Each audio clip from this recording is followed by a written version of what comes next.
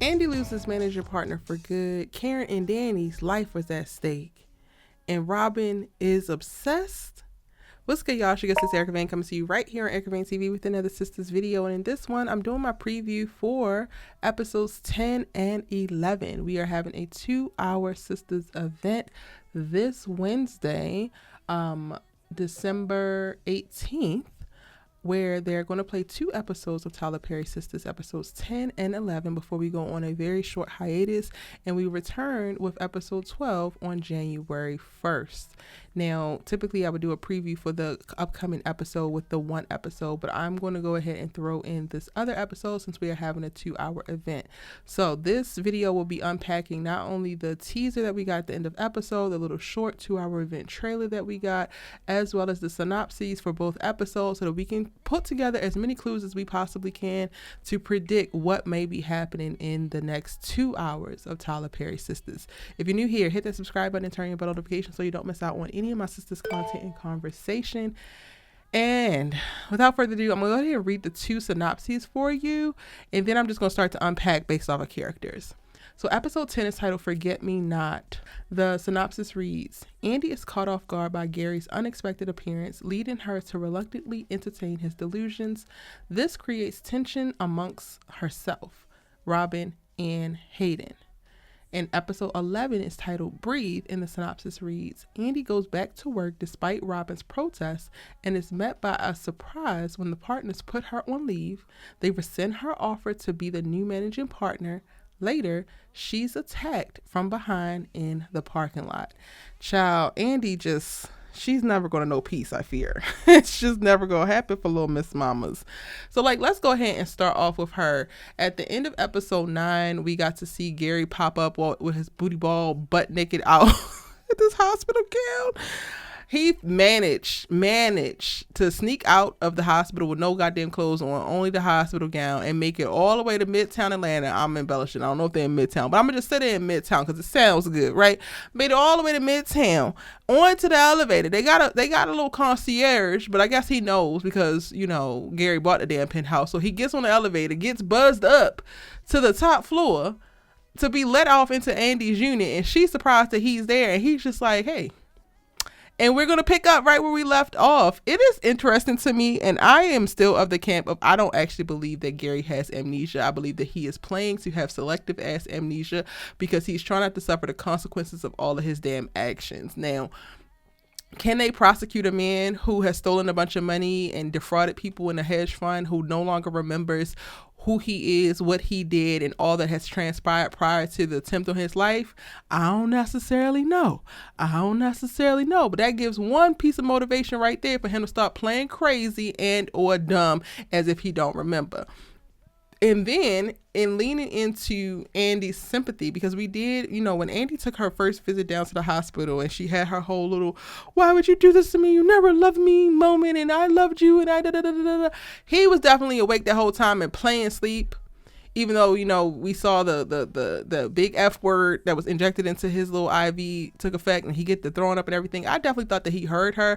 The second piece of motivation that I have of he's not actually not remembering anything, but he's playing like it because he wants to figure out a way to get back into Andi's good graces.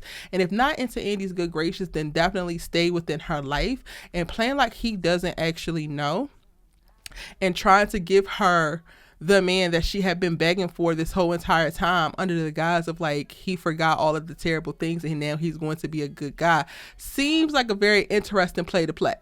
For a trickster like Gary, for a man who always got a little scheme, so a little trick up his sleeve, it seems like the next the next level of doing some shady stuff. So again, I really don't believe that he actually has amnesia, and we're starting to see that, or we're going to start to see that particular storyline and get a little bit more clues as to whether he does or does not as he starts to engage with people more outside of the hospital, right?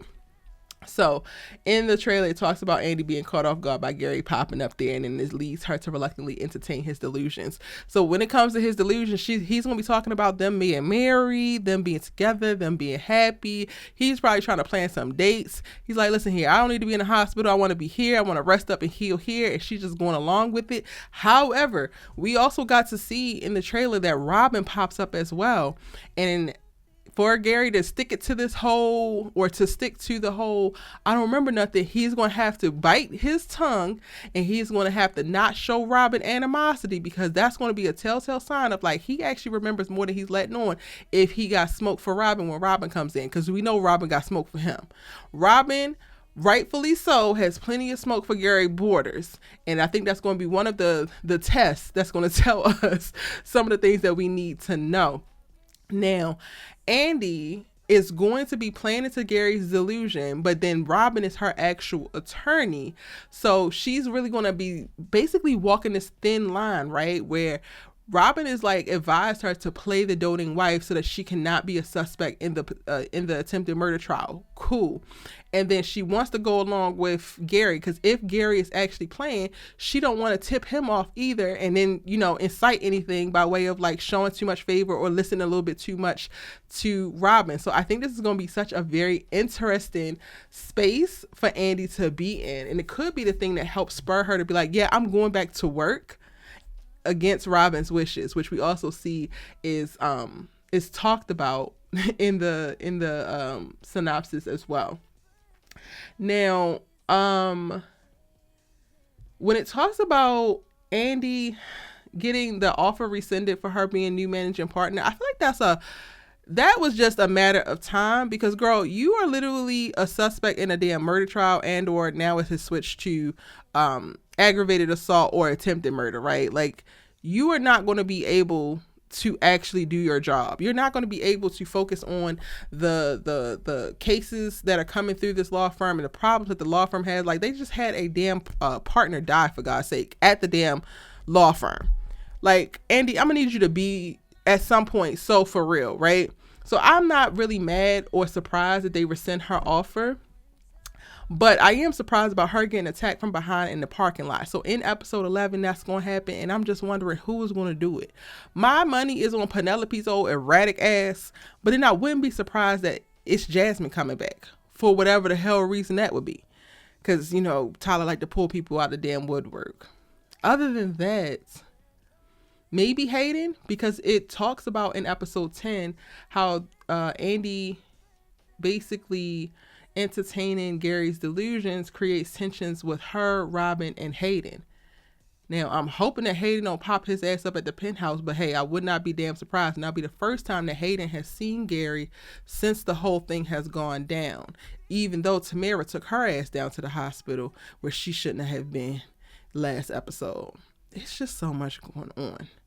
Now, so it seems like Andi is going to be the biggest character, the most character-driven things that are happening within the next 2 episodes, especially within this 2-hour event, which is cool. I definitely think that we're going to see, as it mentions, of course, Robin, Hayden, and then by proxy, Fatima, because Fatima works at the law firm. We got to see in the last episode, you know, Robin going to bat and getting Hayden together specifically for Fatima, and with Andi trying to return to work, Fatima's definitely going to be on the side of that, and she's probably going to be communicating like, yeah, I think that Robin has it out for you, and I don't trust him, whatever. Once Andi actually gets to work, and then of course she's going to be there to try to woo when the partners throw her ass out on her behind, right? Let me go into the photos real quick so I can touch on, because in the teaser, we of course get to see the visual of Andi being surprised. We also, going over to the salon. We end episode 9 with Aaron at the salon, and he's feeling the belly of Karen, and she's talking about the baby's kicking, so he's getting to feel the baby's kick for the first time, and ZAC happens to walk in. Then ZAC wants to feel as well, and Aaron says this shady ass comment of like, okay, baby daddy number 2 needs to feel. Why would you say that, sir? I don't even know why they would have him say that. And while like my initial visceral response is like, this is trifling, this is some stuff that ZAC would say, and I don't like that they're assassinating Aaron's character, I'm gonna go ahead and try to give them the benefit of the doubt and say that there's got to be some more words around there, and like Aaron has to do it. I'm just playing. Even though he should know that he can't play like that with ZAC, because ZAC is this type of man. ZAC is this petty. ZAC feels insecure, especially when he's standing next to Aaron's ass. So this to me is just like a preview to the cycle that we're about to go back into. So while Karen might not be pining at the ZAC anymore, we're going to watch ZAC, I think, teeter-totter between trying to show up and assert himself in fatherhood, assert himself in partnership and baby daddyhood, and like compete with Aaron and trying to be the best baby daddy. But it's all from ego and it's all from bravado. And it's just like, I do not want to watch this anymore. We have already watched this particular storyline play out in so many different colors and so many different hues, and I'm over it. Like, if ZAC ain't gonna grow up, to just have him shut up. And Aaron, do not antagonize this fool, because it's annoying. It's a waste of freaking time. But I do think it's going to be interesting. This little moment is going to be interesting. Aaron, whatever provoked him to say that, is going to be interesting to know. And then how ZAC decides to handle it, which I'm expecting the worst, because I do believe that ZAC has had no damn character growth. So he's going to respond how we expect his ass to respond. And I would love to be pleasantly surprised, but I'm not getting my hopes up when it comes to Zachary Taylor.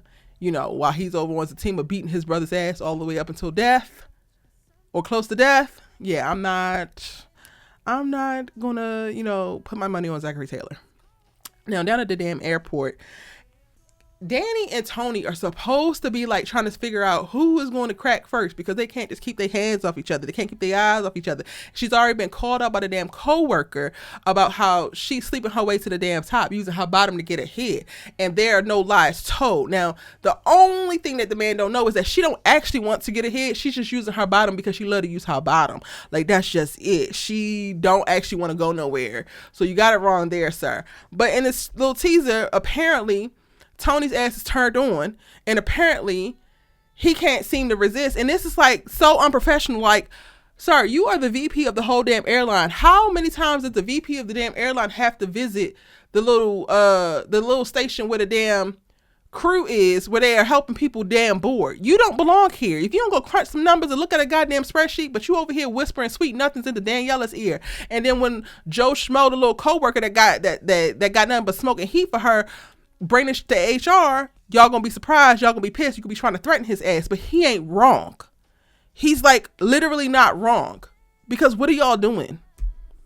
I'm also just not here for this particular storyline. Like, we get it. Daniella loves sex. We get it. Daniella thinks that sex with Tony is great and she doesn't want anything in life, and great. How much more do we gotta see of this? I don't actually want to see it. And the little 2-hour teaser trailer doesn't give us a ton. We get very, very quick clips of like Karen, what looks like Fatima and ZAC. And she's saying that this is a very unique situation. And I'm wondering if she's in the office at the salon or if they're at her house, because the background is a little bit blurry and I can't really tell where they actually are. I feel like maybe it might be the office at the salon. And I don't know why they would be, or of course she could be speaking to, actually, I'm not gonna say I don't know. She's speaking to the fact that like this is a very tricky situation that they're in. Like, she's pregnant by 2 different men. I definitely think this has something to do with the pregnancy. But again, this moves so fast that they don't really give us a ton. And then we get a quick clip of Hayden, which he looks like he's sitting at his house across from Tamara. So they sleeping together and still, I don't know. I'm trying to figure out what the hell Tamara wants, because she's seemingly backstabbing Hayden but still sleeping with Hayden, and then still running down to the hospital. It doesn't actually make any sense to me. They don't give us a ton as it pertains to the 2-hour event trailer, which I guess they can't, because if they give us too much from the second episode for that night, then they will allude to the things that happened in the first episode. But those are all of my thoughts, y'all. That is my preview, my predictions for episodes 10 and 11 in season 8 of Tyler Perry's Sistas. It's your turn. Let me know in the comment section down below. What do you think? What are you looking forward to? We're getting a little bit of a break. It's about a week and a half, not that long. And I think they just bumped it up because the episode was going to premiere on Christmas. And I guess they didn't want to do that, even though the Fatima episode premieres the day after Christmas. Let's talk about it in the comment section down below. It's your good sister you like to talk TV with, and I'm seeing you in the next one.